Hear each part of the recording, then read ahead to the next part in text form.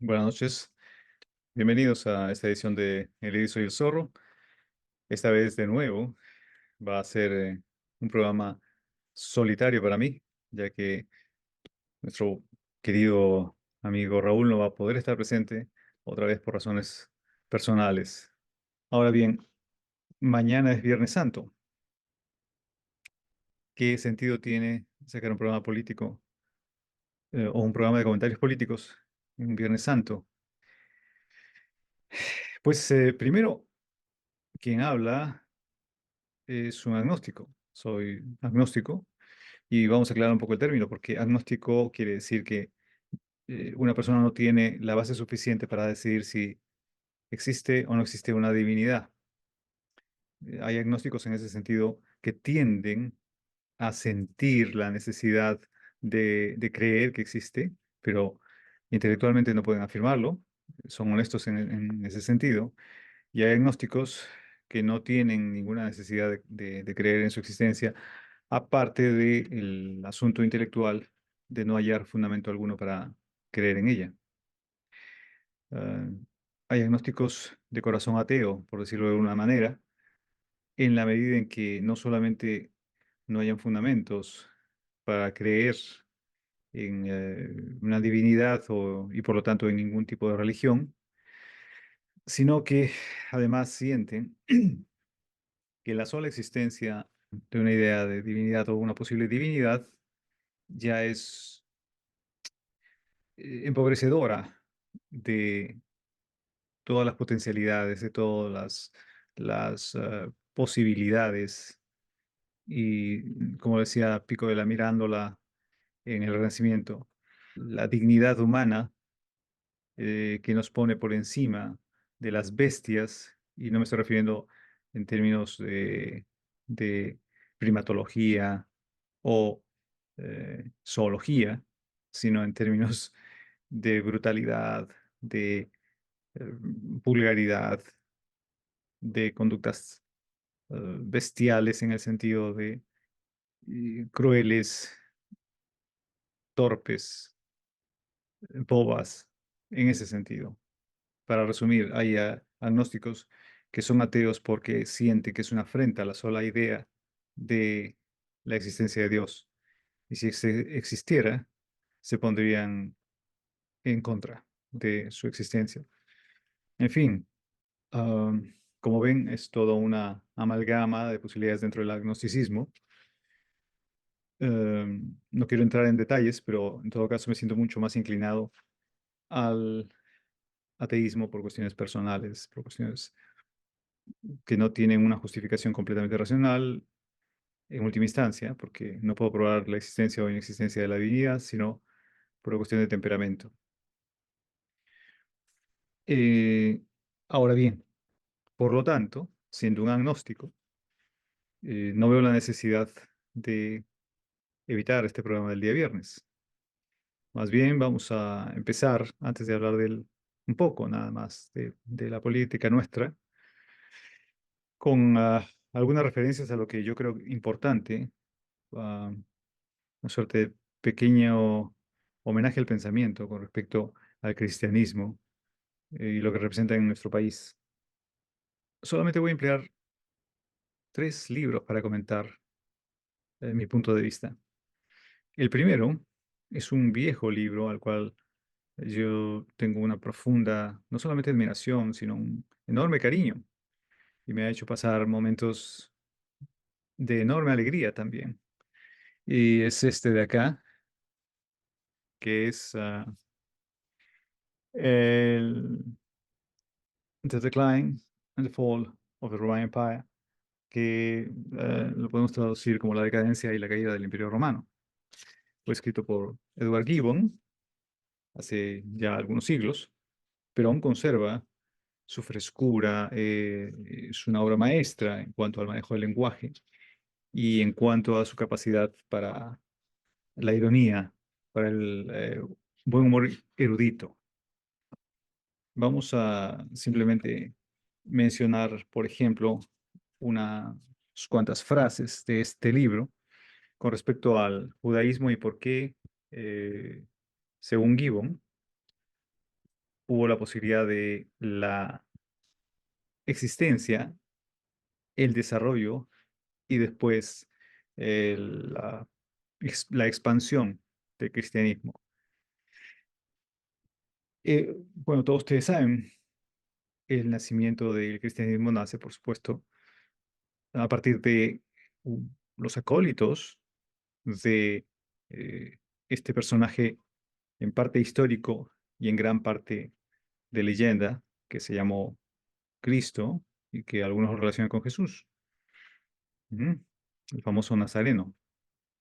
El trasfondo histórico es interesante porque recordemos que los judíos, bajo las monarquías asiria y persa, habían, como dice Gibbon, languidecido durante muchos siglos hasta ser la parte más despreciada o la parte menospreciada de sus esclavos. Y de pronto emergieron, bueno, de pronto no, con el paso del tiempo emergieron de la oscuridad bajo los sucesores de Alejandro y se multiplicaron de modo sorprendente en el este y después en el oeste y excitaron la curiosidad y la admiración de otras naciones. Estoy recordando lo que decía Gibbon. Ahora, Gibbon no les tenía mucho afecto porque en cuanto a, estoy hablando de los judíos de aquella época, en los inicios de su formación eh, talmúdica, porque la osca obstinación, dice Gibbon, con que mantenían sus ritos y sus costumbres, eran antisociales en relación con su entorno, ah, con los pueblos que estaban a su alrededor. Y esto, según Gibbon, en general de rechazo a todo aquello que no tenía que ver con la religión mosaica, eh, ocultaban, según Gibbon, un implacable odio al resto del género humano, en tanto que se sentían ultrajados, rechazados, marginados. Ahora, es interesante porque, claro, hubo violencia contra ellos, Antíoco, Herodes, pero ninguna de estas violencias lograron disuadir a los judíos de mezclar las instituciones de Moisés con lo que Gibbon consideraba la más elegante mitología de los griegos. Ahora, según las máximas de tolerancia universal, los romanos protegieron una superstición que despreciaban.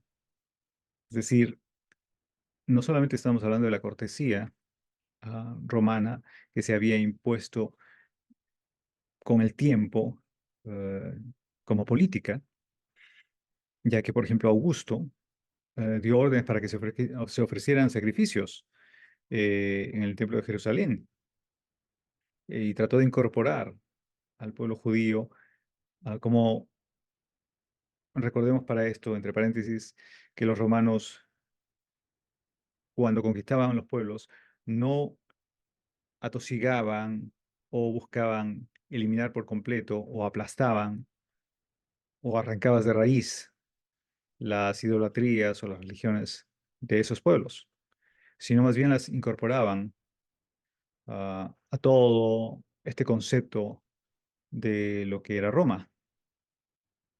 Como más o menos en el Imperio Inca, cada vez que se producía una conquista, pues había un intercambio. El Inca, al adquirir territorios, enviaba, por llamarlo de alguna forma, enviaba a estos maestros, a estos amautas, y luego trataba de hacer, como los romanos, una suerte de concilio a través de matrimonios con los principales de los pueblos conquistados, y se les permitía mantener sus propias costumbres y sus propios ídolos y sus propias religiones. Esta suerte de cultivada forma de vencer al enemigo les permitió expandirse con facilidad. Y en el caso de Roma, esto es claro. Pero el pueblo judío era muy reticente, nunca se adhirió a la corriente general de los otros pueblos de incorporarse al imperio. Ahora, era una inflexible perseverancia, ¿no? Y en sus costumbres, en su religión. Y Gibbon hay acá el kit del asunto de por qué eh, de pronto el cristianismo sí puede ofrecer algo más. Cuando aparece dentro de todos los mesías prometidos por la religión hebrea, aparece este hombre y se transforma, no sabemos bien, porque el historiador Claudio Josefo apenas da unos indicios de su existencia. Robert Graves, en un texto bastante conocido sobre los mitos hebreos y otros más, habla acerca de la posibilidad de que en esa época habían centenas de mesías. Pero, ¿cuál era la diferencia? La diferencia no es quizás la condición real de este Mesías, de Cristo, de Jesús, sino en la narración de su vida. Esto es posible que el Cristo que tenemos nosotros y que de alguna forma es admirado en todas partes del mundo por su condición pacífica, por sus eh, frases conciliadoras, sea un Cristo hecho con el tiempo en las narraciones a partir de, bueno, Pablo, a partir de los evangelios que se fueron construyendo durante años y fueron limando la imagen de este hombre hasta transformarla en lo que conocemos ahora. Estoy hablando, por supuesto, yo no tengo ningún problema en ser un hereje, a vista y paciencia de los que son creyentes, pero estoy tratando de narrar lo que los estudiosos están diciendo, desde Gibbon hacia adelante en todo caso. El carácter pacífico y conciliador del cristianismo en sus inicios contrastaba con el carácter intolerante, férreo de la comunidad judía en general. Y esto, pues, les granjeó la simpatía de los emperadores en turno del Imperio Romano, que vieron en el cristianismo la posibilidad de una religión mucho más um, cívica que la que los judíos estaban esgrimiendo. Muchos recordarán a Nerón, a Calígula, qué sé yo, está bien, claro, eso sucedía en los primeros años de los cristianos, pero eh, como el cristianismo, a diferencia del judaísmo, era una religión que era acaparadora, que era invitadora, que abría las puertas sin reserva a cualquier nacionalidad, a diferencia del judaísmo. Eso le dio una enorme ventaja con respecto a cualquier otra religión, que se circunscribía usualmente a una pequeña nación, a unos cuantos pueblos y nada más. Según Gibbon, ese fue el acicate, el fuego inicial que hizo que el cristianismo se expandiera, ¿no? Como un fuego en una tierra seca y llena de árboles secos y plantas fácilmente inflamables.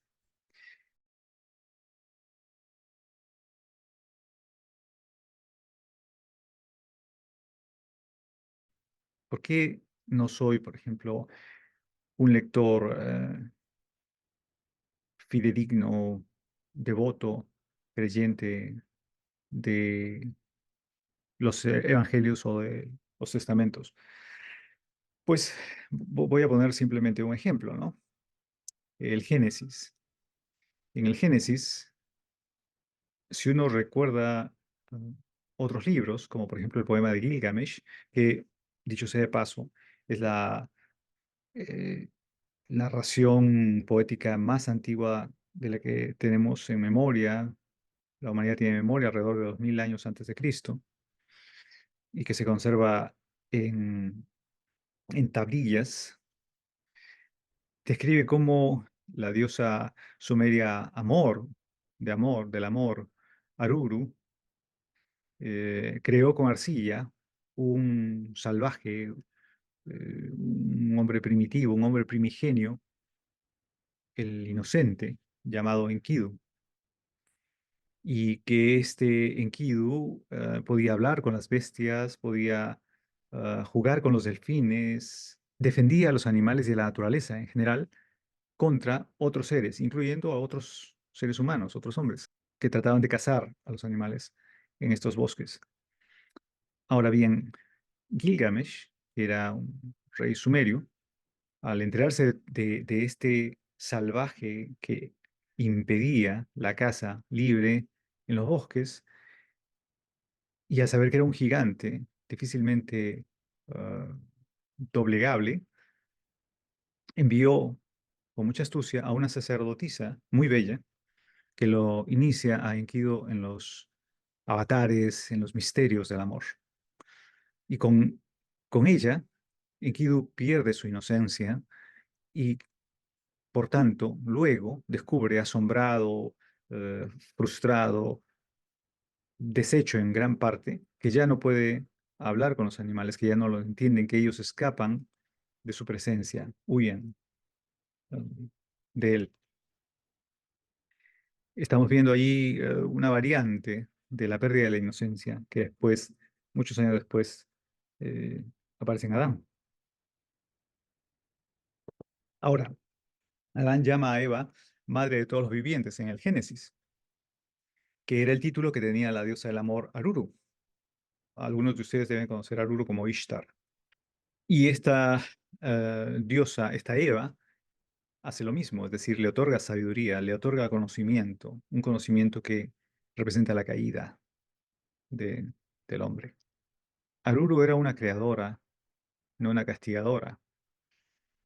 Con el cambio hebreo, cuando aparece el creador hebreo, y por lo tanto el mundo se vuelve masculino, el patriarcado se impone, este creador hebreo hace castigar a Eva, a la diosa del amor antigua, por ilustrar, por enseñar, por tratar de darle el fruto del conocimiento a Adán.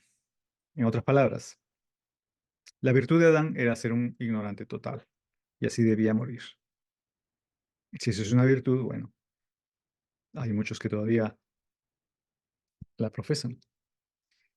Eh, por último, voy a hablar, no por último todavía, este es un libro que yo también he leído mucho y respeto mucho y me ha hecho muchas gracias siempre, me ha dado motivos para reír.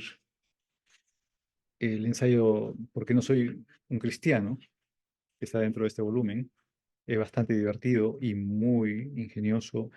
Y bueno, yo ah, que lo leí siendo un chiquillo y que aún me sigue causando la misma gracia, sigo pensando que tiene argumentos bastante inteligentes y hasta ahora no refutados eh, contra la idea del carácter de Cristo o los argumentos que usualmente se esgrimen para intentar probar la existencia de Dios, como el argumento, por ejemplo, del gran diseño, que habla acerca de esta idea de que este mundo está diseñado para que se pueda vivir en él y por lo tanto es el mejor diseño posible, ¿no?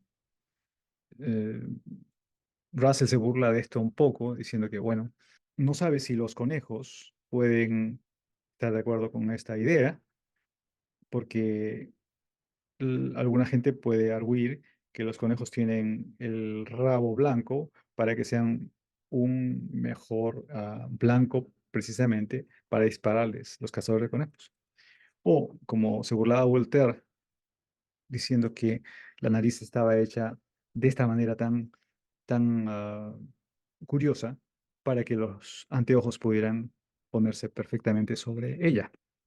Y por lo tanto, esa era una prueba del gran diseño universal. En fin, acá se habla sobre el carácter de Cristo, ¿no? Y, eh, y como muchos cristianos, de una u otra manera, no profesan el cristianismo. Si uno recuerda, por ejemplo, ¿no? Ah, no hagan caso al agravio, y si alguno te abofetase en la mejilla derecha, vuelve también la otra mejilla. No sé si muchos de ustedes lo hacen, los que son cristianos, pues yo creo que la mayoría de ellos la mayoría de quienes son cristianos piensan que esto es simplemente en sentido figurado, pero es una manera conveniente de interpretar las cosas, ¿no? Mm. Cuando cristianos siguen esta máxima de no juzguen a los demás si no quieren ser juzgados, o al que te pide, dale, y no le des la espalda al que pretenda de ti algún préstamo. Eso es otra máxima cristiana. Eh, Estas máximas no son, digamos, originarias en el cristianismo. Las pueden encontrar también en Lao Tse o Buda, quienes gusten revisar los antiguos textos de Lao Tse o los que hablan sobre la vida de Buda, pueden encontrar cosas semejantes y no exactamente ah, iguales. Ahora, em, recuerdo otra, por ejemplo, que la menciona también Russell. Si quieres ser perfecto, anda y vende cuanto tengas y dáselo a los pobres. Por ejemplo, eso es una máxima cristiana. Estoy hablando de los evangelios. Yo no creo que los cristianos lo tomen muy en serio, ¿no? Pero se dicen cristianos. Estas son la Semana Santa, la Semana de Celebración, y habría que reflexionar un poco acerca de qué tan cristianos son los que se dicen serlo. Ujú. Ahora, Russell también pica un poco porque recuerda algunas cosas que figuran en los evangelios que hablan de la relación de Cristo con la doctrina del pecado, la doctrina de la culpa y la del castigo eterno, por ejemplo, ¿no? En el evangelio, Cristo dice, por ejemplo, serpientes, raza de víboras, ¿cómo será posible que eviten el ser condenados al fuego del infierno? Esto es, según Russell, yo estoy de acuerdo, toda esta doctrina, la doctrina del castigo, eh, que el fuego del infierno, que el castigo del pecado, es una doctrina de crueldad. Ojalá que alguno de ustedes en sus comentarios, si es que hay alguno de ustedes que esté mirando, o alguna de ustedes, no sé, me dé algún argumento en contra para poder comentarlo. Sería interesante. En fin, y para no discutir ya más al respecto, voy a mencionar este libro de Borges, el último libro que aparece de él antes de morir. Este es un libro firmado en 1985 y él muere poco después, ¿no? En 86. El primer poema que aparece acá se llama Cristo en la cruz. Alguna vez en Lima, en una feria de libro de Miraflores, hablé sobre este poema delante de apenas un puñado de personas. Y fue curiosa esa experiencia porque ese puñado de personas fue muy generosa. Se mantuvo hasta el final, pero se produjo una cosa muy interesante cuando yo estaba hablando sobre Cristo en la cruz, el poema, y estaba diciendo, digamos, no estoy seguro de en qué verso sucedió esto, pero yo diría, Cristo en la cruz desordenadamente piensa en el reino que tal vez lo espera, piensa en una mujer que no fue suya. Y de pronto el joven que estaba monitoreando y poniendo el poema en la pantalla, ¿qué habrá estado haciendo? Debe haber estado súper entretenido con lo que yo decía, que de pronto se lanzó o apareció la imagen de una muchacha desnuda, creo yo. Yo no la vi. Todo el mundo empezó a sonreír y yo pensé que estaban sonriendo debido a mi maravillosa lectura. Y no estaban sonriendo porque estaba apareciendo una señorita bastante ligera de ropas, mientras yo estaba diciendo, piensa en una mujer que no fue suya. En fin, este poema es bastante intenso. Voy a leer solamente los tres primeros versos. Cristo en la cruz. Los pies tocan la tierra. Los tres maderos son de igual altura. Cristo no está en el medio. Es el tercero. Si ustedes recuerdan esta imaginería, ¿verdad? Los dos ladrones y Cristo allí crucificados, los tres. Al desplazar la imagen de Cristo, le quita protagonismo, le quita la importancia que la imaginería cristiana le ha dado. Dice también acá,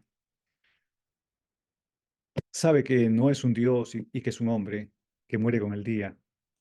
No le importa el duro hierro de los clavos. No es un romano, no es un griego, gime.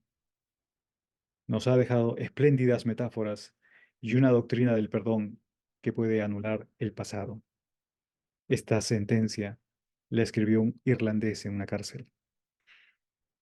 ¿A qué se refiere con esto de que no es un griego, no es un romano?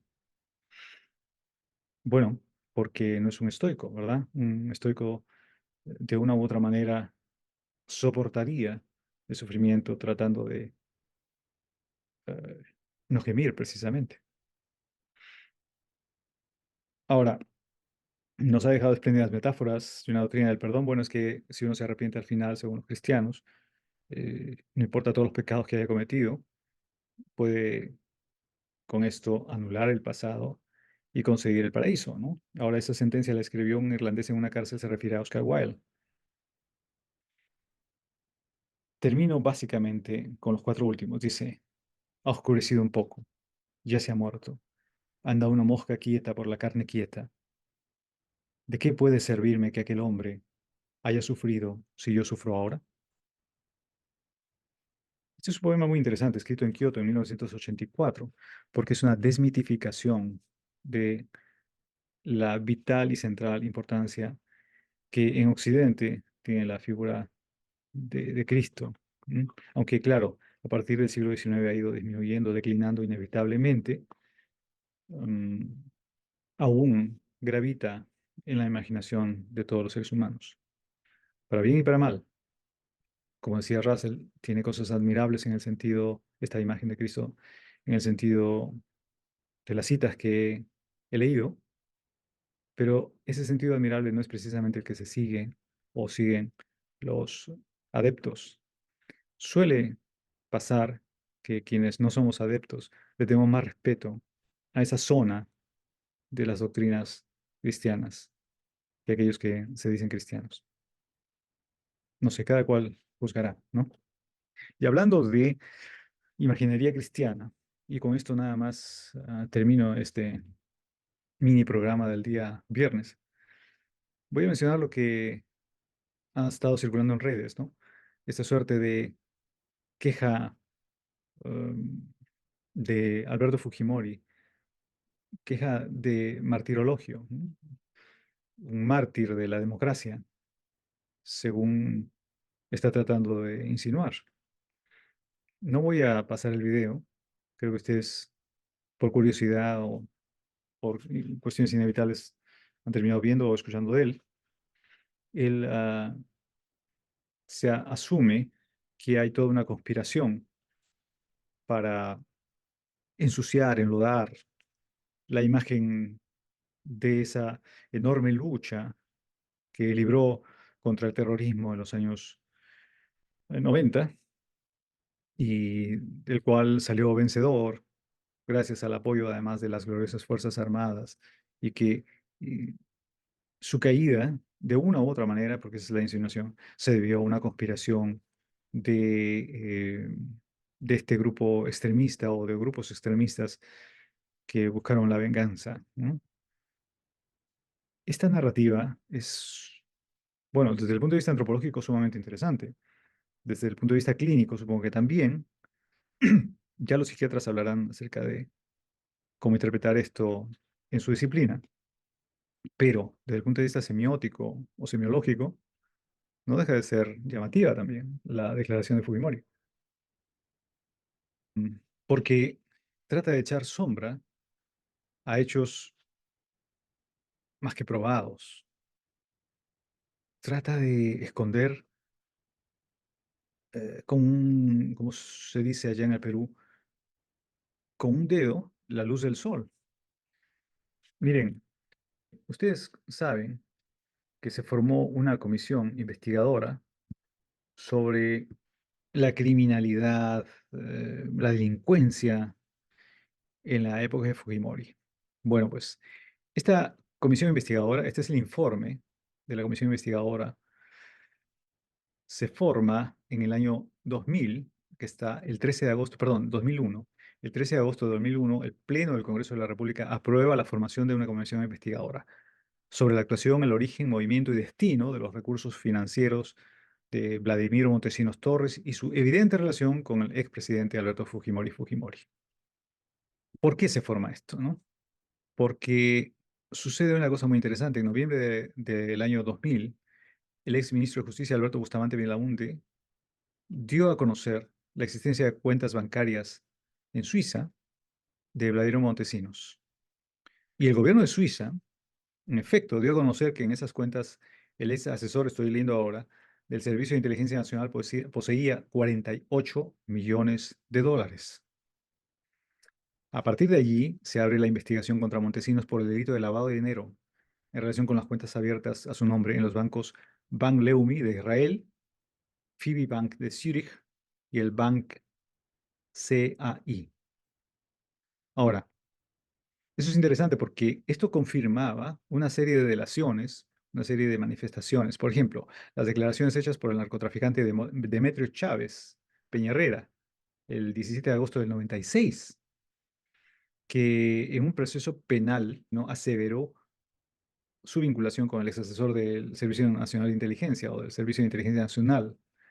Es decir, la relación de Vladimir Montesinos y gente del SIN con el narcotráfico. El pago de $50.000 mensuales que según Vaticano, que es este narcotraficante, le enviaba a Montesinos y que en ese caso explicaría los desmesurados ingresos que aparecen en las cuentas de Suiza y de otros bancos. Así que eso es una de las joyas que abre la caja de Pandora de toda esta investigación. Si vamos a la página 14 de este informe, estamos viendo las cuentas descubiertas en Suiza al momento de esta investigación de Vladimiro Montesinos. Tenía 10 hasta ese instante, ¿no? En Lugano, en Zurich, en Leumy, en Luxemburgo, y ahí están los números de cuenta, ustedes lo pueden ver. Pueden acceder en internet a este informe también, si quieren ustedes comprobar lo que digo. En la página 17 están todos los movimientos bancarios que llegan a sumar un total de 276.150.384. Estamos hablando de dólares. 176 millones de dólares y un sencillo. ¿Quiénes movían estas cuentas? Gente vinculada al gobierno de Fujimori, Alberto Venero, Suizudit y Manuel Máximo Agustín Mantilla, ¿se acuerdan de él? El ministro. Matilde Pinchi Pinchi, secretaria allegada a Montesinos. Nicolás Hermosa Ríos, el famoso general, las Fuerzas Armadas. Víctor Joy Guay, Rojas, Luis de Burturo, Víctor Malca Villanueva, Juan Valencia, Trinidad Becerra de Montesinos, Guillermo Venegas, Víctor Malca Villanueva. Ahora, lo que dice Fujimori es que, bueno, que era finalmente el pago ah, que un asesor tan importante como Montesinos podía recibir mensualmente y que por eso el acumulado podía quizá justificar este volumen de dinero. Ahora, gracias a las investigaciones que se abren con las declaraciones de Matilde Pinchi Pinchi, de la señora María Arce Guerrero y de un vicealmirante, Humberto Rosas Bonicelli, se dieron con la sorpresa de que había recibido directamente fondos del SIN hasta de $500.000 mensuales para, por supuesto, vayamos a ver qué. En parte se justificaba diciendo que tenía que pagar los estudios de sus hijos, que eran bastante caros, ¿no?, en Boston, en Nueva York, en fin. Pero todo esto supondría un ingreso que podría haber llegado hasta los 48 millones de dólares entre 1992 y el año 2000. Acá está todo, están todas las declaraciones. Están hablando acerca del modus operandi que utilizaba Alberto Fujimori para recibir y usar dinero en efectivo, y ustedes lo pueden leer, lo pueden investigar por su cuenta. Y esto que es el informe de la comisión más o menos de la época, formada a partir de 2001, pero actualmente ya existe una serie de pruebas e indicios mucho mayores, por supuesto, ¿no? O sea que no estamos hablando tampoco de la generosidad de Fujimori en cuanto a su participación directa como presidente de la República, en Barrios Altos, en las masacres que ya no quiero ni recordar, pero que al mismo tiempo tenemos que recordar todos los días, porque fueron masacres dirigidas por el Servicio de Inteligencia Nacional, no con la ignorancia, sino con el conocimiento de Alberto Fujimori. Y ahora viene a proclamar una suerte no solamente de inocencia, sino de heroísmo personal en su lucha contra el terrorismo. Hay que recordar también que el terrorismo fue vencido por sus propias estupideces, por su propia barbarie, pero también por la inteligencia de este grupo casi anónimo que trabajaba entre sombras, casi a espaldas del Servicio de Inteligencia Nacional, en realidad, porque era autónomo y, y que echó abajo y capturó a Bernabé Guzmán, para sorpresa incluso de Alberto Fujimori. Entonces, ¿de qué heroísmo estamos hablando? Perdónenme si muchos de ustedes creen que Alberto Fujimori ha sido el salvador de la patria de los años 90, pero vamos, él aplicó las recetas económicas que Mario Vargas Llosa quiso aplicar y que, mintiendo, Alberto Fujimori llevó a cabo, porque mintió para poder llegar a la presidencia y una vez en la presidencia hizo más o menos y mal lo que Vargas Llosa había propuesto. Digo mal porque no tenía como fin el desarrollo del Estado, de la nación o del país, sino tenía como fin la creación de su propia imagen, el enriquecimiento ilícito, ya cosas que bueno, ya mejor no hablo porque sería de indecencia de lengua castellana. Pero en todo caso, estamos frente a una serie de investigaciones que están abiertas, a otra serie de investigaciones que son públicas, y yo creo que las declaraciones de Alberto Fujimori se sostienen en esta frase bastante vieja de miente, miente, miente, que algo quedará. En fin, lo dejo a vuestro criterio. No abrumo más este Viernes Santo. Va un abrazo enorme a todos los que han llegado hasta aquí, el final de este monólogo. Ya he dicho varias veces y lo repito, esta es una catarsis. No hay manera de a veces evitar que el país nos desangre por dentro, excepto manifestándonos en contra de quienes están en este momento llevando las riendas del país sobre un caballo desbocado. Un abrazo grande, cuídense, nos vemos.